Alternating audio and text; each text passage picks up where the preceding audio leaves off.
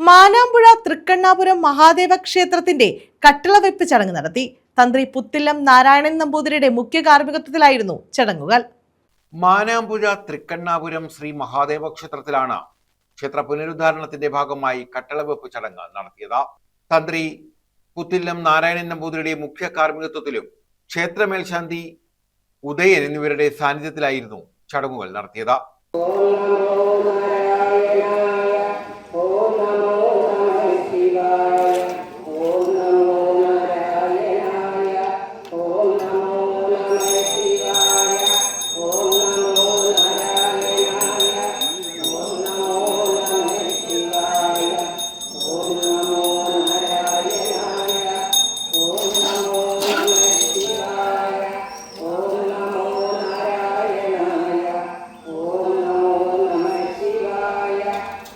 കട്ടിളവെപ്പിന്റെ ഭാഗമായി ക്ഷേത്രത്തിൽ നാരായണീയ ജപവും അന്നദാനവും നടത്തി.